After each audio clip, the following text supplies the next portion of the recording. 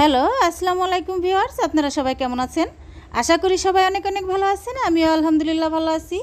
আপনাদেরকে আজকে দেখাতে যাচ্ছি চিংড়ি মাছ দিয়ে ধুন্দুল রান্নার রেসিপি। প্রথমে আমি কড়াইয়ে তেল গরম করে নিয়েছি, তার মধ্যে দিয়ে দিচ্ছি পেঁয়াজ কুচি আর কাঁচামরিচ।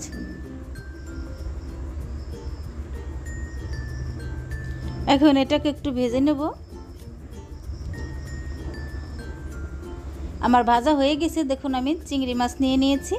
চিংড়ি মাছগুলো এর মধ্যে দিয়ে চিংড়ি মাছগুলোকে একটু ভেজে নেব।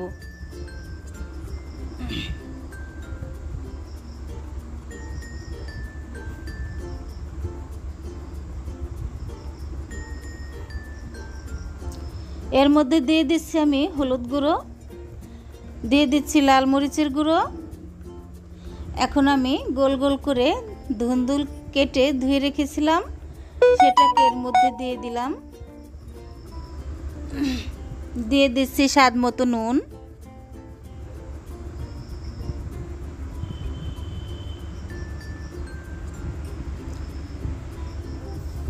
এখন আমি নেড়েচেড়ে সুন্দর করে মিশিয়ে দিচ্ছি।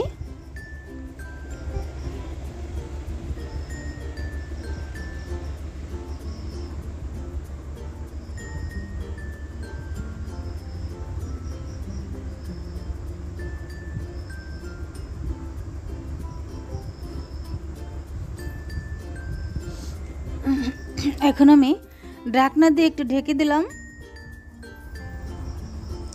দেখুন ঢাকনা খুলে দিয়েছি, দেখুন ধুন্দুলের ভিতর থেকে কত পানি উঠেছে। আমি কিন্তু এক্সট্রা আর কোনো পানি দেব না এর মধ্যে।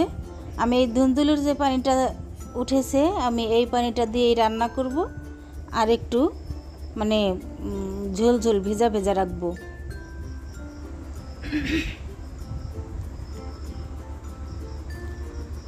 আমি ঢাকনা দিয়ে ঢেকে দিয়েছিলাম, খুলে আবার একটু নেড়েচেড়ে দিচ্ছি।